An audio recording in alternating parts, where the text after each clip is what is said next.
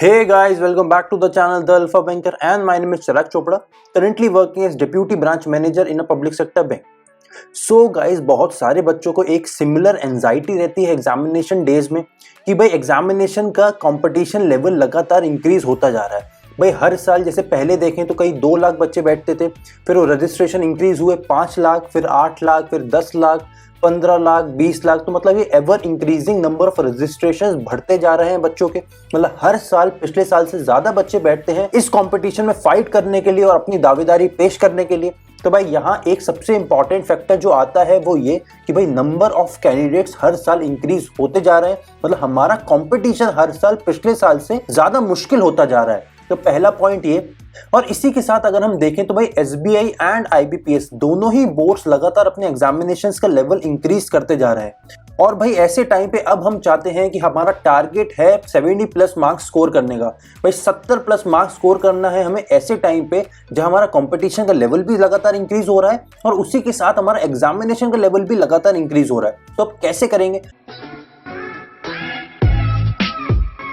So guys, इतने सारे hindrances के बाद भी अगर हमको हाई स्कोर करना है इस एग्जामिनेशन में तो भाई हमें बहुत अच्छी प्रैक्टिस के साथ एक बहुत इंपॉर्टेंट चीज की भी जरूरत है, वो है हमारा स्ट्रेटजी प्लान। भाई एक बहुत स्ट्रॉन्ग स्ट्रैटेजी है, एक बहुत स्ट्रॉन्ग प्लान की हमें जरूरत है, जिस एग्जैक्ट प्लान के साथ हम उतरेंगे अपने एग्जामिनेशन में और हमें बिल्कुल बिना डाउट के उसी प्लान को फॉलो करके 70 प्लस मार्क्स स्कोर करने हैं और हमें मिलेंगे भी 70 प्लस मार्क्स स्कोर अगर हम उस प्रॉपर स्ट्रैटेजी को बिल्कुल प्रॉपर तरीके से फॉलो करते हुए इस एग्जामिनेशन में आगे बढ़ेंगे।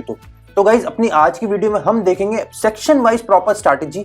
इंडिविजुअल सेक्शन में हमें एग्जामिनेशन में कैसे टॉपिक्स को टारगेट करना है, किन टॉपिक्स को पहले उठाना है, किन टॉपिक्स को बाद में उठाना है और किन टॉपिक्स को हमें स्ट्रेट फॉरवर्ड स्किप करना है। कि भाई हमें एग्जामिनेशन में कुछ टॉपिक्स ऐसे भी आएंगे जिनको हमको देखते ही स्किप करना है। तो ये सारी चीजों को आज हम डिटेल में डिस्कस करने वाले हैं। सो गाइस सबसे पहले हम देखते हैं कि भाई हमारा एग्जामिनेशन का एग्जाम पैटर्न क्या रहता है या एग्जाम स्ट्रक्चर क्या रहता है। तो भाई देखो, आईबीपीएस पीओ या एसबीआई पीओ या इनका क्लरिकल कैडर का भी एग्जामिनेशन का पैटर्न प्रीलिम्स का बिल्कुल सेम रहता है। तो भाई इनमें आते हैं टोटल 3 सेक्शंस। पहला इंग्लिश, फिर न्यूमेरिकल एबिलिटी जिसको हम बोलते हैं क्वांट या इजी टर्म्स में बोलते हैं मैथ्स, उसके बाद आता है रीजनिंग एबिलिटी। भाई अगर इंग्लिश लैंग्वेज की बात करें तो वो आता है 30 questions for 30 marks. Numerical ability की बात करें तो आता है 35 क्वेश्चंस फॉर 35 मार्क्स और रीजनिंग एबिलिटी की बात करें तो आता है 35 क्वेश्चन फॉर 35 मार्क्स। ठीक है, अब इसी के साथ साथ इनका होता है सेक्शनल टाइमिंग। सेक्शनल टाइमिंग मतलब ये तीनों के तीनों सेक्शन बस 20-20 मिनट के लिए ही ओपन होंगे आपके लिए। अब इनका ऑर्डर क्या होगा वो एसबीआई और आईबीपीएस हर एग्जामिनेशन में खुद डिसाइड करते हैं, बट पर सेक्शन खुलेगा आपके लिए बस 20 मिनट के लिए। तो आपको 20 मिनट मिलेंगे इंग्लिश सेक्शन में, 20 मिनट मिलेंगे आपको न्यूमेरिकल एबिलिटी में और 20 मिनट मिलेंगे आपको रीजनिंग एबिलिटी में। इसी के साथ गाइज एसबीआई पीओ 2020 में एक आपके लिए एक बहुत गोल्डन पॉइंट ये है कि भाई इस बार एसबीआई पीओ ने अपने इंडिविजुअल सेक्शन से सेक्शनल कट ऑफ को निकाल दिया है। मतलब एक हिंदी मीडियम का बच्चा अगर इंग्लिश सेक्शन में कम भी मार्क्स स्कोर करते हुए बाकी दोनों सेक्शंस में अपने नंबर ज्यादा खींच लेता है तो वो ये वाला एग्जामिनेशन निकाल सकता है। मतलब this time there is no sectional cut off in SBI PO 2020। ठीक है, तो भाई ये हो गया हमारा एग्जाम पैटर्न की बात। अब भाई इंडिविजुअल सेक्शन को देखेंगे कि भाई हमें इंडिविजुअल सेक्शंस को कैसे अप्रोच करना है, कैसे हमें आगे बढ़ना है इंडिविजुअल सेक्शंस में कि हम अपना स्कोर को मैक्सिमाइज कर पाएं और अपनी मिस्टेक्स को मिनिमाइज कर पाएं। भाई देखो, ज्यादा मार्क्स स्कोर करने का फंडा क्या होता है? भाई ज्यादा मार्क्स स्कोर करने का फंडा सीधा सीधा है कि अपना जो पॉजिटिव पॉइंट्स है, मतलब अपने करेक्ट आंसर को हमें इंक्रीज करना है और अपनी नेगेटिव मार्किंग या गलत क्वेश्चंस को हमें मिनिमाइज करना है। भाई देखो, पॉजिटिव मार्क्स जब स्कोर करेंगे तो हमारा स्कोर इंक्रीज होगा, वही नेगेटिव मार्किंग जब हम डिक्रीज करेंगे तब भी हमारा पॉजिटिव स्कोर इंक्रीज होगा। तो इन दोनों चीजों को आपको दिमाग में लेते हुए आगे चलना है। बिकॉज गाइज आपने हमेशा ये सुना होगा कि बच्चों की भाई उनका सिलेक्शन आखिरी में रुक गया 0.25 नंबर से या उनका सिलेक्शन फाइनली रुक गया 0.5 नंबर से। सो गाइज ये देखो, 0.25 नंबर जो कम रह जाता है या 0.5 नंबर जो हमारा कम रह जाता है वो हमारा पॉजिटिव स्कोर कम होने की वजह से नहीं, बट हमारा नेगेटिव स्कोर ज्यादा होने की वजह से हो जाता है। इसका मतलब हम सही क्वेश्चन चाहे ना करें ऐसे टाइम पे एक, बट हमें एक वो गलत क्वेश्चन कम करना है जिससे हमारी नेगेटिव मार्किंग कम हो। तो इसका मतलब क्या है? मतलब हमें एग्जामिनेशन में तुक्के बिल्कुल भी नहीं मारने। भाई मैंने कई बार ऐसा देखा है कि भाई इंग्लिश सेक्शन और न्यूमेरिकल एबिलिटी मतलब क्वांट, ये 2 सेक्शन ऐसे हैं जहां पे मैक्सिमम बच्चे मैक्सिमम तुक्के मार के आते हैं। भाई तुक्के मतलब भाई कभी न्यूमेरिकल एबिलिटी मान के चलो आ गया नंबर सीरीज, तो नंबर सीरीज में वो क्या करते हैं, भाई पैटर्न पढ़ा, अगर उनको वो पैटर्न समझ आ गया तो ठीक है, बट अगर उनको कहीं आधा पैटर्न भी समझ आया और वो फिट भी नहीं हो रहा अगर क्वेश्चन में, तो वो उस क्वेश्चन में मार देते हैं तुक्का। तो तुक्का मारने से क्या होता है भाई, अब 5 ऑप्शन है, उसमें से एक सही है, 4 गलत हैं, तो भाई सही होने की प्रोबेबिलिटी कितनी हो गई? बट सही होने की प्रोबेबिलिटी हो गई आपके पास बस 20%, मतलब बस 20% चांस है कि आपका आंसर तुक्के में सही बैठेगा, बट 80% चांस है कि आपका आंसर तुक्के में गलत हो सकता है। तो भाई ऐसे आपको चांसेस नहीं ले रहे हैं भाई। वहीं अगर इंग्लिश सेक्शन की बात करें तो भाई एरर डिटेक्शन हो गया, या सेंटेंस करेक्शन हो गया, या सेंटेंस इंप्रूवमेंट हो गया, भाई ये ऐसे टॉपिक्स हैं जिसमें मैक्सिमम बच्चे मैक्सिमम तुक्के मार के आते हैं या गट फीलिंग पे अपने आंसर्स को मार्क करते हैं।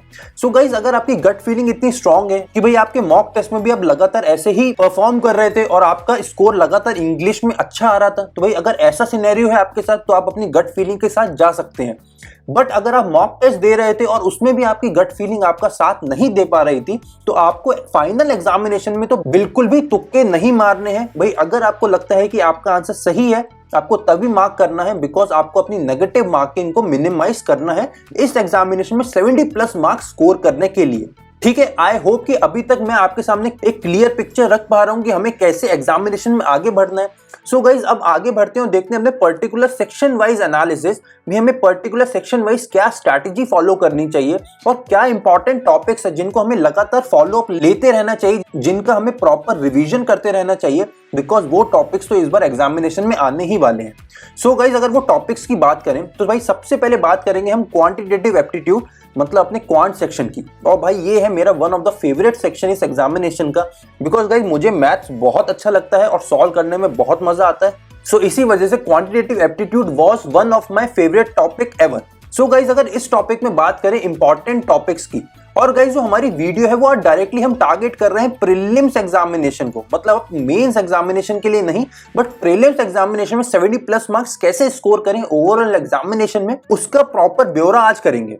सो गाइज, उसी टॉपिक पे आगे बढ़ते हुए अगर हम क्वांटिटेटिव एप्टीट्यूड की बात करें, सो भाई उसमें इंपॉर्टेंट टॉपिक्स कौन कौन से हैं? भाई सबसे इंपॉर्टेंट टॉपिक उसमें आता है simplification, approximation, quadratic equation, number series, data sufficiency, quantity based questions, data interpretation, and after that miscellaneous. और मिसलेनियस में आते हैं percentages, ratio and proportion, SICI, time speed distance, profit and loss, time and work, average, etcetera. So guys, मैंने एक बहुत exhaustive list बनाई है अपने क्वांटिटेटिव एप्टीट्यूड को मद्देनजर रखते हुए। भाई देखो, क्वांटिटेटिव एप्टीट्यूड में यही जो टॉपिक्स हैं सबसे ज्यादा इंपॉर्टेंट टॉपिक्स हैं हमारे प्रीलिम्स एग्जामिनेशन को देखते हुए। और गाइस, ये टॉपिक्स को मैंने उसी ऑर्डर में अरेंज करा है जिस ऑर्डर में इनकी मैंने प्रेफरेंस सेट करी है। भाई एग्जामिनेशन में इसी ऑर्डर में आपको क्वेश्चंस करने हैं अगर क्वेश्चंस आपके सामने आते हैं। मतलब अगर एग्जामिनेशन में सिंप्लीफिकेशन या अप्रॉक्सीमेशन आता है तो इसको हम करेंगे सबसे पहले, उसके बाद करेंगे हम क्वाड्रेटिक इक्वेशन, फिर number series, data sufficiency, quantity based question. भैया वो आपका क्वेश्चन होगा कि हम यही सारे क्वेश्चंस को सबसे पहले क्यों करेंगे। सो गाइस देखो, ये जो सारे टॉपिक्स हैं ये आते हैं 5-5 के क्वेश्चंस के सेट में। 5-5 के क्वेश्चन के सेट में आने का मतलब अगर सिंप्लीफिकेशन या अप्रॉक्सीमेशन के क्वेश्चंस आएंगे तो 5 क्वेश्चन के एक सेट बन के आएगा। और उसी के साथ ये जो टॉपिक्स हैं ये सबसे इजी टॉपिक्स हैं पूरे क्वांटिटेटिव एप्टीट्यूड को अगर हम देखें तो। मतलब सिंप्लीफिकेशन अप्रॉक्सीमेशन के 5 क्वेश्चन करने में भी हमें ज्यादा से ज्यादा 1 से 1.5 मिनट या 2 मिनट लग सकते हैं, बट 1 से 2 मिनट के अंदर हम ये 5 नंबर ग्रैब कर लेंगे। ये 5 नंबर हमारी मुट्ठी में होंगे। इसी के साथ अगर क्वाड्रेटिक इक्वेशन की बात करें तो भाई इसके भी 5 क्वेश्चन करने में हमें लगेंगे 1 से 2 मिनट। मतलब अगर ये दोनों टॉपिक्स आ जाते हैं तो हम 2 से 4 मिनट में इजीली 10 नंबर ग्रैब कर सकते हैं एंड 10 पॉजिटिव नंबर अपने बकेट में ले सकते हैं। इसके बाद आता है नंबर सीरीज, फिर डेटा सफिशिएंसी, फिर क्वांटिटी बेस्ड क्वेश्चन। भाई देखो, नंबर सीरीज को मैंने ऊपर इसलिए रखा है बिकॉज डेटा सफिशिएंसी और क्वांटिटी बेस्ड क्वेश्चंस ऐसे टॉपिक्स हैं कि अगर SBI या IBPS अपने इन मेजर टॉपिक्स से थोड़ा चेंज लाना चाहता है, कुछ फ्रेश क्वेश्चंस रखना चाहता है, तब SBI या IBPS जाता है डेटा सफिशिएंसी या क्वांटिटी बेस्ड क्वेश्चंस की तरफ। भाई ये वाले जो टॉपिक्स हैं ये हर एग्जामिनेशन में नहीं पूछे जाते, बट जहां भी पूछे जाते हैं ये भी पूछे जाते हैं 5-5 क्वेश्चन के सेट में ही। और ये 5-5 क्वेश्चन के सेट में पूछने का मतलब कि इनको भी सॉल्व करना होता है बहुत इजी, और इनमें भी हमें लगता है 1 से 2 मिनट इन 5 क्वेश्चन को सॉल्व करने में। वहीं गाइज एक और टॉपिक है हमारे पास इन सबके बीच में, वो है नंबर सीरीज। भाई नंबर सीरीज इन 5-5 के क्वेश्चन में आने वाले सेट्स में एक सबसे ट्रिकी चीज हो जाती है। भाई ट्रिकी क्यों? बिकॉज गाइज नंबर सीरीज में आपको एग्जैक्ट पैटर्न समझ आना जरूरी है। मतलब अगर आपको एग्जैक्ट पैटर्न इस क्वेश्चन का समझ नहीं आता तो ये क्वेश्चंस का आंसर गलत आने के चांसेस बहुत ज्यादा रहते हैं। तो गाइस ये आते तो 5 क्वेश्चन में है, बट इनको मैं नीचे हमेशा इसलिए लाता हूं बिकॉज इनको आपको अटेम्प्ट तभी करना है जब आपको इनका पैटर्न समझ आ जाए। तो भाई इन क्वेश्चंस को अटेम्प्ट करने का एक सीधी स्ट्रैटेजी होती है। भाई मान के चलो क्वेश्चन नंबर 1 हमारा आ गया एक नंबर सीरीज का, तो हम भाई सबसे पहले वो नंबर सीरीज को देखेंगे और हम डायरेक्टली उसमें देंगे एग्जैक्टली 10 सेकंड। भाई अगर वो 10 सेकंड में हमें उसका पैटर्न समझ आ जाता है तब तो ठीक है, बट अगर हमें नहीं आता है तब हम उस नंबर सीरीज को स्किप करके नेक्स्ट क्वेश्चन की तरफ आगे बढ़ेंगे। मतलब हमें किसी भी नंबर सीरीज में टाइम नहीं देना है। गाइस देखो आईबीपीएस और एसबीआई नंबर सीरीज को बस एक ही रीजन की वजह से इंक्लूड करते हैं अपने एग्जामिनेशन में, और वो बस ये है कि भाई यहाँ बच्चों का टाइम कंज्यूम होता है। भाई यहाँ बहुत सारे बच्चे ईगो इश्यूज की वजह से अपने क्वेश्चंस में टाइम इतना ज्यादा दे देते हैं, इतना एक्सेसिव टाइम इन्वेस्ट कर देते हैं अपने इन क्वेश्चंस में कि भाई नंबर सीरीज का पैटर्न हमें फिर भी समझ नहीं आता और हमारे फिर भी 5-5 मिनट चले जाते हैं कुछ कुछ नंबर सीरीज में। सो गाइस टाइम बचाने का बस एक ही तरीका है नंबर सीरीज में कि आप 10 सेकंड देंगे उस पैटर्न पे। अगर आपको वो सीरीज समझ आ जाती है, उस सीरीज का पैटर्न समझ आ जाता है अपने पहले 10 सेकंड में, देन सो फार गुड। नहीं तो हम डायरेक्टली राइट अवे स्किप करेंगे उस क्वेश्चन को, उस नंबर सीरीज को मूव कर जाएंगे आगे। सो गाइस ये तो हो गई हमारे 5-5 के सेट में आने वाले क्वेश्चंस की बात। भाई इसके साथ एक और चीज जो सबसे ज्यादा इंपॉर्टेंट है वो है हमारी डेटा इंटरप्रिटेशन। भाई हमारे प्रीलिम्स पॉइंट ऑफ व्यू से ही नहीं but mains point of view से भी ये एक सबसे इंपॉर्टेंट टॉपिक है हमारे क्वांटिटेटिव एप्टीट्यूड का एंड ओवरऑल एग्जामिनेशन में भी, बिकॉज मेंस एग्जामिनेशन में तो पूरे के पूरे सेक्शन का नाम ही है डेटा इंटरप्रिटेशन एंड एनालिसिस। तो भाई ये टॉपिक को आपको बहुत अच्छे से प्रैक्टिस करना है और लगातार अपनी प्रैक्टिस इस पे चालू रखनी है, बिकॉज ये टॉपिक आपकी बहुत सारी प्रैक्टिस मांगता है और उसी के साथ साथ प्रॉपर रिवीजन मांगता है, बिकॉज ये टॉपिक आपका रहता है a bit of calculative and a bit of analytical. So guys data interpretation हमारा overall examination point of view से बहुत इंपॉर्टेंट है, ये तो आपको समझ आ गया होगा, बट इसकी आपको प्रैक्टिस कैसे करनी है। सो गाइस इसकी आपको प्रैक्टिस ऐसे करनी है कि आप प्रीलिम्स प्लस मेंस इन दोनों के डेटा इंटरप्रिटेशन के सेट्स को एक साथ लगाने की कोशिश करो। सो गाइस अगर आप किसी बुक से प्रिपेयर कर रहे हो या किसी ऑनलाइन कोर्स से प्रिपेयर कर रहे हो तो आप अपनी तरफ से पूरी ये कोशिश करो कि आप प्रीलिम्स और मेंस के डेटा इंटरप्रिटेशन के सेट्स को साथ में लगाओ। इसका मतलब कि सबसे पहले चालू करो अपने इजी डीआई के सेट से, फिर जाओ अपने मीडियम सेट पे और फिर एक सेट लगाओ अपना हार्ड सेट। इसका मतलब भाई इजी सेट से आपको समझ आएगा कि उसको सॉल्व करना कैसे है। भाई मीडियम डिफिकल्टी लेवल आपकी डायरेक्टली सपोर्ट करेगी आपको प्रीलिम्स एग्जामिनेशन की प्रिपरेशन में, और इसी के साथ हार्ड लेवल डीआई आपको हेल्प करेगी आपकी मेंस एग्जामिनेशन में पकड़ मजबूत करने में। सो गाइस अगर आप ऐसे प्रोसीड करेंगे अपनी डेटा इंटरप्रिटेशन की प्रिपरेशन को तो आपके लिए डेटा इंटरप्रिटेशन वाला टॉपिक बिल्कुल भी मुश्किल नहीं रहेगा। सो गाइस इसके लिए आपको हर दिन लगाने हैं मिनिमम 3 सेट, और वो 3 सेट में से एक होना चाहिए इजी, फिर होना चाहिए एक मीडियम और एक होना चाहिए हार्ड। तो ये एटलीस्ट आपको एक मीडियम और एक हार्ड सेट तो डेली डेटा इंटरप्रिटेशन का लगाना ही है जिस भी दिन आप डेटा इंटरप्रिटेशन की प्रैक्टिस करने वाले हैं। ठीक है, तो फाइनली भाई ये हमारी बात हो गई यहां तक, जहां हमने 5-5 के सेट में आने वाले क्वेश्चंस की बात कर ली और इसी के साथ हमने डेटा इंटरप्रिटेशन में एक डिटेल डिस्कशन कर लिया। सो गाइस फाइनली हमारे आते हैं मिसलेनियस क्वेश्चंस। भाई मिसलेनियस क्वेश्चंस मतलब होते हैं हमारे वर्ड प्रॉब्लम्स, या जिनको हम बोलते हैं अरिथमेटिक सम्स। मतलब वो क्वेश्चंस आते हैं बड़े बड़े से लिखे हुए और उन वर्ड प्रॉब्लम्स को पढ़ के हमें क्वेश्चंस को सॉल्व करना है। सो गाइस ये वाले जो क्वेश्चंस होते हैं ये हर टॉपिक पे बेस्ड होते हैं, मतलब percentages, ratio and proportion, compound interest, simple interest, time speed distance, time and work, average, और इसी के साथ मेंसुरेशंस, अरिथमेटिक। भाई इसके साथ बहुत सारे वो टॉपिक, जितने भी टॉपिक्स आपके अप टू 10th क्लास के एनसीईआरटी के बुक्स में पूछे जाते हैं वो सारे के सारे टॉपिक्स यहाँ हमारे इंपॉर्टेंट हैं। तो भाई इन टॉपिक्स की प्रिपरेशन आपको ऐसे करनी है कि लगातार एक बार अगर आपकी फंडामेंटल बिल्डिंग इन टॉपिक्स में हो जाती है उसके बाद आपको इनका प्रॉपर रिवीजन करते हुए आगे चलना है, बिकॉज ये वाले जो टॉपिक्स हैं इनके लिए आपको फॉर्मूलाज आपके टिप्स पे होने चाहिए कि भाई अगर एक परम्यूटेशन कॉम्बिनेशन का क्वेश्चन आया तो भाई उसका फॉर्मूला आपकी टिप पे होना चाहिए कि कहाँ हमें परम्यूटेशन लगाना है और कहाँ हमें कॉम्बिनेशन लगाना है। वैसे ही अगर प्रोबेबिलिटी का कोई क्वेश्चन आए तो भाई आपको पता होना चाहिए कि भाई टोटल सेट्स कहाँ आएंगे, सिलेक्टेड सेट्स कहाँ आएंगे। तो भाई ये चीजें आपको क्लियर होनी चाहिए और ये आपको चीजें क्लियर होंगी आपकी फंडामेंटल बिल्डिंग प्लस आपका रिवीजन। तो ये दोनों चीजों को आप प्रॉपर टाइम देना है अगर आपको अपने मिसलेनियस सेक्शन को स्ट्रॉन्ग करना है तो। ठीक है, तो भाई ये हो गई हमारी क्वांटिटेटिव एप्टीट्यूड में बात। अब हमें इस सेक्शन को अप्रोच कैसे करना है।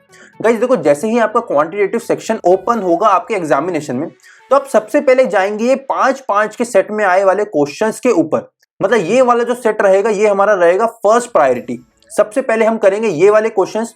अब जब हमारे 5-5 के क्वेश्चन में आए हुए सेट सारे कंप्लीट हो जाएंगे, इसके बाद हम जाएंगे अपने डेटा इंटरप्रिटेशन पर।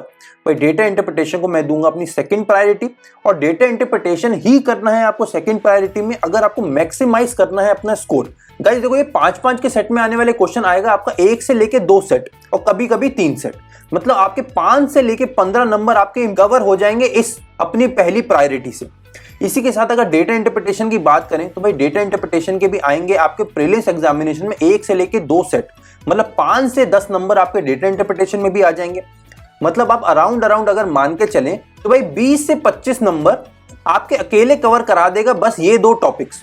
तो आपको सबसे पहले अपने 20 से 25 नंबर कवर करने हैं, और इसके बाद अगर आपके पास टाइम बचता है तो आपको जाना है अपने मिसलेनियस टॉपिक्स के ऊपर, और इनको मैं देता हूं अपनी directly third priority. So guys देखो, अगर हमको 70 प्लस मार्क्स स्कोर करने हैं अपने क्वांटिटेटिव सेक्शन में, तो आपको ये टारगेट करके चलना है कि आपको अराउंड 26 प्लस मार्क्स स्कोर करने पड़ेंगे अपने क्वांटिटेटिव एप्टीट्यूड में। भाई अगर इस सेक्शन में हम 26 प्लस मार्क्स स्कोर कर पाएंगे तभी हम 70 प्लस मार्क्स स्कोर करने का ड्रीम देख सकते हैं अपने फाइनल रिजल्ट में। तो भाई इसके लिए सबसे पहले करेंगे ये वाले टॉपिक्स, फिर ये वाला टॉपिक और फिर ये वाला टॉपिक। अगर आप इस सीक्वेंस में आगे चलेंगे और अपनी यही एग्जैक्ट स्ट्रैटेजी रखेंगे जो हमने अभी डिस्कस करी, तब आप 26 प्लस मार्क्स इजीली स्कोर कर पाएंगे इस एग्जामिनेशन में। ठीक है भाई, तो भाई ये हो गई हमारे क्वांटिटेटिव एप्टीट्यूड में डिटेल्ड हमारा डिस्कशन, और कैसे आप स्कोर करेंगे 26 प्लस मार्क्स। आओ अब आगे चलते हैं और देखते हैं अपना रीजनिंग एप्टीट्यूड। भाई रीजनिंग एप्टीट्यूड में सबसे पहले देखेंगे इंपॉर्टेंट टॉपिक्स कौन से हैं। भाई इंपॉर्टेंट टॉपिक्स में आते हैं inequalities, syllogisms, direction sense, blood relation, input output, coding decoding, alpha numeric series, data sufficiency, miscellaneous, and last but not the least sitting arrangement and puzzles. तो गाइस ये हमारे सबसे इंपॉर्टेंट टॉपिक्स हैं अगर हम प्रीलिम्स एग्जामिनेशन के reasoning section को point of view रखते हुए आगे चलें तो। सो गाइस अगर अभी तक आपने कुछ मॉक टेस्ट लगाए होंगे तो आपको समझ आ गया होगा कि भाई ये सबसे इंपॉर्टेंट टॉपिक्स हैं, और उसी के साथ आपको इन सबका इंट्रोडक्शन देने की बिल्कुल जरूरत नहीं है, बिकॉज ये सारे के सारे टॉपिक्स बहुत पॉपुलर टॉपिक्स हैं, बहुत फेमस टॉपिक्स हैं, और ये हर एग्जामिनेशन में पूछे ही जाते हैं। पर इनइक्वालिटीज में आता है वो ग्रेटर देन लेस देन वाले क्वेश्चंस, सिलॉजिज्म्स में बनते हैं वो वेन डायग्राम, डायरेक्शन सेंस में हमें वो नॉर्थ ईस्ट वेस्ट साउथ वाले क्वेश्चंस आते हैं, ब्लड रिलेशन आपको समझ नाम से ही आ रहा होगा, इनपुट आउटपुट वाले क्वेश्चंस आते हैं जिसमें हम कुछ इनपुट देते हैं और कुछ आउटपुट आता है हमारे सामने। ऐसे ही कोडिंग डिकोडिंग, जहां हम ABCD को कुछ कोडिंग दे देते हैं या 1 2 3 को कुछ कोडिंग दे देते हैं, वो हो गया कोडिंग डिकोडिंग। ऐसे ही अल्फा न्यूमेरिक सीरीज भी आता है जिसमें अल्फाबेट्स प्लस नंबर्स आ जाते हैं साथ में, तो ये हो गया अल्फा न्यूमेरिक सीरीज। इसी के साथ एक और चीज इंपॉर्टेंट होती है, वो होती है डेटा सफिशिएंसी। भाई डेटा सफिशिएंसी क्वेश्चंस आते हैं जिसमें स्टेटमेंट 1 और स्टेटमेंट 2 वाले क्वेश्चंस होते हैं, और नीचे ऑप्शंस होते हैं कि हमारा फाइनल आंसर स्टेटमेंट 1 स्टेटमेंट 2 को कंबाइन करके आ जाएगा या इनको इंडिपेंडेंटली सॉल्व करके आ जाएगा। तो ये वाले क्वेश्चंस आते हैं हमारे डेटा सफिशिएंसी। इसी के साथ आते हैं बाकी बचे हुए नए पैटर्न के miscellaneous questions, and at the last आता है हमारा सिटिंग अरेंजमेंट एंड पजल्स। तो ये सारे के सारे बहुत इंपॉर्टेंट टॉपिक्स हैं। अगर हम रीजनिंग सेक्शन को देखें तो भाई ये हमारा हाईली स्कोरिंग सेक्शन है, बिकॉज सबसे ज्यादा स्कोर अगर आप किसी सेक्शन में कर सकते हैं तो वो रहेगा आपका रीजनिंग एप्टीट्यूड, ये रीजनिंग का सेक्शन। बट इसके लिए आपको एक प्रॉपर स्ट्रैटेजी रख के आगे चलना पड़ेगा, अपनी एक प्रॉपर प्लान के साथ एग्जामिनेशन में उतरना पड़ेगा कि आपका स्कोर मैक्सिमाइज हो पाए हर बार जितनी बार भी आप रीजनिंग एप्टीट्यूड का एग्जामिनेशन देने बैठे। सो गाइस अगर इस सेक्शन की बात करें तो हम किस ऑर्डर में क्वेश्चन को सॉल्व करें कि हमारा स्कोर मैक्सिमाइज हो सके, तो भाई हमारा ऑर्डर यही रहेगा। मैंने उसी ऑर्डर में चीजें लिखी हैं जो हमारे सबसे इंपॉर्टेंट चीजें ऊपर हैं, जिनको हम सबसे ज्यादा प्रायोरिटी देंगे, और जितना हम नीचे आते जाएंगे हमारा प्रायोरिटी लेवल कम होता रहेगा। सो गाइस हम सबसे पहले सॉल्व करेंगे अगर हमारे एग्जामिनेशन में आते हैं इनइक्वालिटीज। इनइक्वालिटीज सबसे इजी क्वेश्चंस हैं, और इन 5 क्वेश्चन को करने में आपको 1 मिनट से भी कम लग सकता है अगर आपकी प्रैक्टिस प्रॉपर है तो। इसी के साथ सिलॉजिज्म्स आएंगे हमारी सेकंड प्रायोरिटी। भाई सिलॉजिज्म्स वाले क्वेश्चंस होते हैं जो वेन डायग्राम बनते हैं, और ये क्वेश्चंस को करना बहुत इजी होता है। भाई इसके भी 5 क्वेश्चन को करने में आपको लगेंगे ज्यादा से ज्यादा 1 से 2 मिनट, और 1 से 2 मिनट में आप ये 5 नंबर अपने बकेट में ले सकते हैं। भाई इसके साथ आता है डायरेक्शन सेंस। भाई डायरेक्शन सेंस वाले क्वेश्चन भी सेम 1 से 2 मिनट में हो सकते हैं 5 क्वेश्चन। ब्लड रिलेशन भी हो सकते हैं 1 से 2 मिनट में 5 क्वेश्चन। अब भाई यहाँ पे मैं मार रहा हूं एक लाइन, बिकॉज ये जो हमारे टॉपिक्स हैं ये हमारी है प्रायोरिटी नंबर 1। प्रायोरिटी नंबर 1 मतलब अगर इन 4 टॉपिक्स में से हमारे 1 से 2 टॉपिक्स भी आ जाते हैं हमारे फाइनल एग्जामिनेशन में, तो वो 5 से 10 नंबर ग्रैब हमें सबसे पहले करने हैं, बिकॉज ये सबसे इजी 5 से 10 नंबर है जो आप इस एग्जामिनेशन में ले सकते हैं। और इन 5 से 10 नंबर को ग्रैब करने में आपको लगेंगे ज्यादा से ज्यादा 2 से 3 मिनट। मतलब 2 से 3 मिनट देके आप यहाँ 10 नंबर ले लेंगे, तो भाई सबसे अच्छे टॉपिक्स तो यही है। भाई इसके बाद आता है इनपुट आउटपुट। भाई इनपुट आउटपुट वाले क्वेश्चंस कभी कभी ट्रिकी हो जाते हैं, बिकॉज इसमें भी आपको जैसे क्वांटिटेटिव एप्टीट्यूड में नंबर सीरीज का एक पैटर्न समझना पड़ता है, वैसे ही इनपुट आउटपुट में भी हमें पैटर्न समझना पड़ता है कि क्या वो पर्टिकुलर पैटर्न है जो वो एक क्वेश्चन फॉलो कर रहा है। तो वही सेम स्ट्रैटेजी जो हम वहां नंबर सीरीज में अप्लाई कर रहे थे वही हम यहाँ अप्लाई करेंगे। भाई यहाँ हम देंगे एट मैक्स 20 सेकेंड। अगर ये 20 सेकेंड में मुझे इनपुट आउटपुट का पैटर्न समझ आ जाता है देन सो फार गुड, नहीं तो हम ये पूरे इनपुट आउटपुट वाले क्वेश्चन को स्किप कर देंगे, बिकॉज ये 5 क्वेश्चन अगर आते भी हैं तो ये आपका मैक्सिमम टाइम कंज्यूम कर लेंगे, आपका टाइम वेस्ट करवा देंगे और आपका फाइनल आंसर भी सही नहीं आएगा। तो भाई तुक्के तो हमें मारना ही नहीं है इस सेक्शन में। और उसी के साथ साथ अगर इनपुट आउटपुट आता है तो 20 सेकंड दीजिए, अगर पैटर्न समझ आता है तब हम क्वेश्चन को करेंगे, नहीं तो हम वो 5 क्वेश्चन को स्किप करेंगे। भाई इसके साथ साथ आता है coding, decoding and alphanumeric series. भाई ये दोनों ही टॉपिक्स थोड़े इंटरलिंक्ड होते हैं और इसी के साथ साथ थोड़े मुश्किल भी होते हैं। भाई इन क्वेश्चंस में भी हमें इन क्वेश्चंस का पैटर्न समझना पड़ता है, तो भाई वही सेम स्ट्रैटेजी हम लगाएंगे। भाई इन क्वेश्चंस में भी हम देंगे 20 से 30 सेकंड। अगर उन 20 से 30 सेकंड में मुझे इन क्वेश्चंस का पैटर्न समझ आ जाता है तब हम इन क्वेश्चंस को अटेम्प्ट करेंगे, वरना हमें इन क्वेश्चंस को स्किप करके आगे बढ़ने में हमारा टाइम बचा के पजल्स को सॉल्व करना है। और अगर नेक्स्ट टॉपिक की बात करें तो वो है हमारा डेटा सफिशिएंसी, मतलब स्टेटमेंट 1 स्टेटमेंट 2 वाले क्वेश्चंस। भाई ये वाले क्वेश्चंस थोड़े ट्रिकी होते हैं, बट अगर इस वाले लॉट की मैं बात करूं तो भाई इस लॉट में सबसे पहले आपको देखना है इनपुट आउटपुट वाले क्वेश्चन और उसके बाद आपको देखना है डेटा सफिशिएंसी। भाई ये जो 2 टॉपिक्स ऐसे हैं कि इस लॉट में सबसे ईजी टॉपिक्स रहेंगे आपके लिए। तो आप सबसे पहले देखिए input output then data sufficiency. तो गाइस अगर अपनी प्रायोरिटी लिस्ट की बात करें तो ये है हमारी प्रायोरिटी नंबर 1 और ये हो गई हमारी प्रायोरिटी नंबर 2। अब फाइनल हमारी प्रायोरिटी आ जाएगी हमारी सिटिंग अरेंजमेंट एंड पजल्स। भाई ये रखो आप प्रायोरिटी नंबर 3 में। अब गाइज आप बोलोगे कि इस सेक्शन में हमने क्वांटिटेटिव एप्टीट्यूड के जस्ट ऑपोजिट स्ट्रैटेजी फॉलो करी है, मतलब जहां हम क्वांटिटेटिव एप्टीट्यूड में सबसे पहले वो बंच वाले क्वेश्चंस कर रहे थे और उसके बाद हम कर रहे थे इंडिविजुअल वाले क्वेश्चंस। इस सेक्शन में हम सबसे पहले करेंगे वो इंडिविजुअल वाले क्वेश्चंस और फाइनल करेंगे हम पजल्स के फॉर्म में आने वाले बंच के पैटर्न में क्वेश्चंस। भाई देखो पजल्स की अगर बात करें तो भाई पजल वाले क्वेश्चंस आपका टाइम कंज्यूम करते हैं। भाई देखो एक पजल सॉल्व करने में आपको लग सकते हैं कभी कभी 5 से लेके 7 मिनट, बट गाइस 5 से लेके 7 मिनट अगर आप अपने वो स्टार्टिंग के दे देंगे तो आपको क्या लगेगा कि भाई आपने अपने 7 मिनट दे दिए, तब भी आप बस 5 नंबर ही ग्रैब कर पाए। बट अगर आप इस स्ट्रैटेजी से चलेंगे जो मैं आपको बता रहा हूं, वहां अपने स्टार्टिंग के 2 से 3 मिनट में आप देखेंगे कि आपने पूरे 10 नंबर ऑलरेडी गेन कर लिए हैं अपने रीजनिंग के सेक्शन में। तो आप ये सोचिए कि आपको कितना ज्यादा मोरल बूस्ट मिलेगा अगर आप अपने 2 से 3 मिनट में ही 10 नंबर तक ग्रैब कर पाएंगे तो। सो गाइस सबसे पहले हम करेंगे प्रायोरिटी लिस्ट 1 देन 2 देन 3। अब गाइस देखो अगर पजल्स की बात करें तो भाई पजल्स में महारत हासिल करने के लिए, भाई पजल्स में अपना हाथ मजबूत करने के लिए बस एक ही चीज आपको मदद कर सकती है और वो है आपकी प्रैक्टिस। भाई अगर आपकी प्रैक्टिस इस सेक्शन में अच्छी है तो आपका स्कोर बहुत अच्छा जा सकता है, बट अगर आपकी पजल्स की प्रैक्टिस अच्छी नहीं है तो आप ये सेक्शन आपकी उतनी मदद नहीं कर सकता जितनी इसको करनी चाहिए। गाइस देखो अगर पजल्स की बात करें तो भाई अराउंड 15 से 20 नंबर तक पूछ लेते हैं ये लोग आजकल पजल में, मतलब 3 से 4 सेट तक आ रहे हैं अकेले पजल से। तो भाई बिना पजल के तो मतलब एग्जामिनेशन होना बहुत ज्यादा मुश्किल है। तो भाई ये 15 से 20 नंबर लेने के लिए आपको प्रैक्टिस अपनी बहुत ज्यादा रखनी है और उसी के साथ साथ अपने मॉक टेस्ट में अपनी एफिशिएंसी बढ़ानी है। और मॉक टेस्ट में एफिशिएंसी आप बढ़ा सकते हैं मॉक टेस्ट में एनालिसिस में प्रॉपर टाइम देके। अब भाई मॉक टेस्ट में कितना टाइम देना है और उसका एनालिसिस में कितना टाइम देना है, प्रॉपर एनालिसिस कैसे करना है, भाई इसकी डिटेल्ड वीडियो ऑलरेडी अपलोडेड है अपने चैनल पे, भाई जिसमें हमने ये भी बताया है कि आपके लिए मॉक टेस्ट सीरीज सबसे अच्छी कौन सी है। सो गाइस जाइए द अल्फा बैंक चैनल पे और आप उन वीडियोस को भी एक्सप्लोर करके देख सकते हैं कि आपके लिए बेस्ट मॉक टेस्ट सीरीज कौन सी है और उसी के साथ साथ मॉक टेस्ट का प्रॉपर एनालिसिस कैसे करना है। सो गाइस यहाँ तक पहुंचते पहुंचते हमें यह समझ आया कि अगर हमें 70 प्लस मार्क्स स्कोर करने हैं अपने रीजनिंग सेक्शन में, 25 प्लस मार्क्स हमको एटलीस्ट अपने रीजनिंग सेक्शन में स्कोर करने पड़ेंगे जिससे हम अपने ओवरऑल स्कोर को बूस्ट कर पाए। भाई 25 प्लस मार्क्स स्कोर करने के लिए सबसे पहले हमें इन टॉपिक्स को टारगेट करना है, यहाँ से हमें मिलेंगे 10 नंबर। इसके बाद हमें इन टॉपिक्स को टारगेट करना है, भाई ये टॉपिक्स आपको दे सकते हैं 0 से लेके 5 नंबर, मतलब अगर ये सारे टॉपिक्स आए तो आप मान के चलिए आप 15 नंबर स्कोर कर लेंगे अकेले इन टॉपिक्स में। बट ये वाले जो टॉपिक्स हैं ये कई बार प्रीलिम्स एग्जामिनेशन में पूछे ही नहीं जाते, तो भाई प्रीलिम्स एग्जामिनेशन में आते हैं ये वाले टॉपिक्स और इसी के साथ साथ बस सिटिंग अरेंजमेंट एंड पजल। तो भाई इस सिनेरियो में आपको 10 नंबर लेने हैं अपने यहां से और बाकी के 15 नंबर मतलब 3 सेट एटलीस्ट आपको सॉल्व करने हैं पजल्स के। तो भाई इसके लिए आपको अपनी स्पीड अच्छी रखनी पड़ेगी और अपनी एक्यूरेसी अच्छी रखनी पड़ेगी और इसमें आपकी मदद करेंगे ये मॉक टेस्ट। ठीक है। सो गाइस ये हो गई हमारे रीजनिंग सेक्शन की डिटेल्ड बात। अब आगे चलते हैं और देखते हैं अपना फाइनल थर्ड सेक्शन, मतलब अपना इंग्लिश सेक्शन। भाई अगर अपने इंग्लिश सेक्शन की बात करें तो भाई ये सारे टॉपिक सबसे इंपॉर्टेंट टॉपिक्स हैं और ये सबसे ज्यादा पूछे जाते हैं और बार बार पूछे जाते हैं। भाई सबसे ऊपर मैंने रखा है रीडिंग कॉम्प्रीहेंशन, और ये मेरा सबसे फेवरेट टॉपिक था इंग्लिश सेक्शन की अगर बात करें तो भाई मेरी स्ट्रैटेजी ये थी कि भाई इंग्लिश सेक्शन आते ही सबसे पहले मैं करता था अपना रीडिंग कॉम्प्रीहेंशन।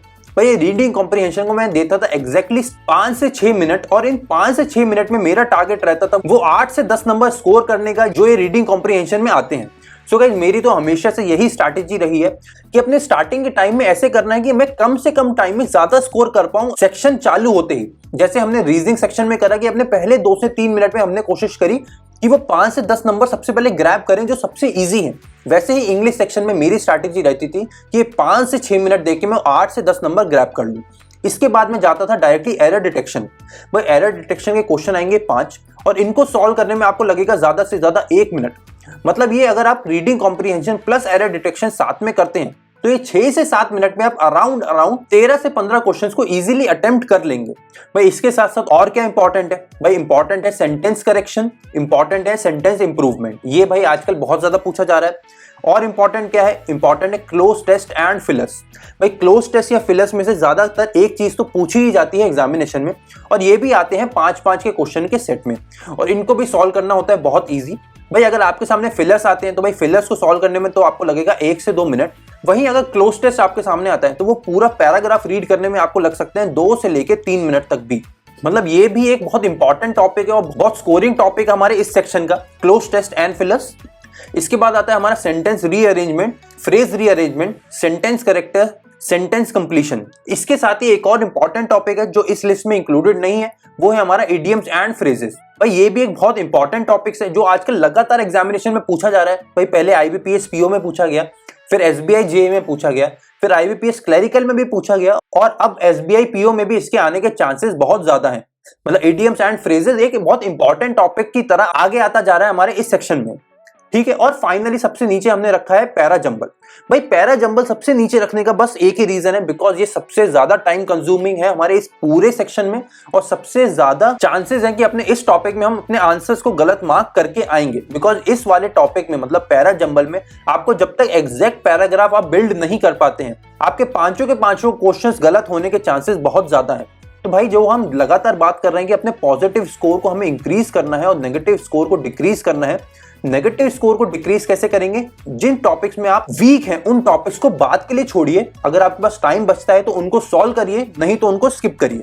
तो भाई अगर इंग्लिश सेक्शन की बात करें तो सबसे पहले मैं करता था रीडिंग कॉम्प्रीहेंशन, उसके बाद एरर डिटेक्शन, उसके बाद मैं करता था क्लोज टेस्ट एंड फिलर्स। भाई ये रहती थी मेरी सबसे पहली 3 प्रायोरिटीज। फिर मैं करता था सेंटेंस करेक्शन, सेंटेंस इंप्रूवमेंट। उसके बाद अगर इन टॉपिक्स में से कोई टॉपिक आता था तो वो, एंड फाइनली मैं करता था अपना पैरा जंबल। ये सबसे एंड वाला टॉपिक होता था मेरा, मतलब सबसे लीस्ट प्रायोरिटी में, बिकॉज ये मेरा एक वीक टॉपिक था, या बोलूं तो इतना स्ट्रॉन्ग टॉपिक नहीं था, तो इसकी मैं प्रायोरिटी लगता था सबसे लास्ट। और अगर पैरा जंबल आपका भी इतना स्ट्रॉन्ग नहीं है तो आपको भी इसको करना है सबसे एंड में।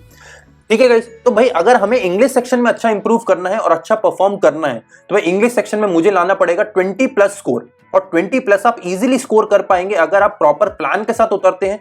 तो गाइस यहाँ पे मैंने आपको अपनी स्ट्रैटेजी बताई कि कैसे मैं अप्रोच करता था इंग्लिश सेक्शन को, और गाइस मेरी स्ट्रैटेजी ने मुझे हमेशा 20+ अटेम्प्ट्स करने में हेल्प करी है और 20+ मार्क्स स्कोर करने में भी हेल्प करी है। ठीक है गाइस।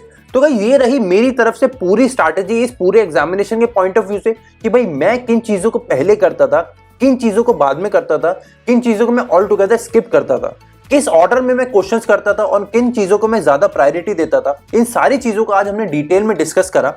अगर आपको यही स्ट्रैटेजी पसंद आती है तो आप यही स्ट्रैटेजी को इनकॉर्पोरेट कर सकते हैं अपने एग्जामिनेशन में। इसी के साथ साथ अगर आपकी खुद अपनी एक स्ट्रैटेजी है तो मुझे नीचे कमेंट सेक्शन में बताइए कि आपकी स्ट्रैटेजी में और मेरी स्ट्रैटेजी में क्या डिफरेंस है, और फिर चेक करेंगे कि भाई क्या डिफरेंसेस है एक्चुअली में आपकी स्ट्रैटेजी में और मेरी स्ट्रैटेजी में।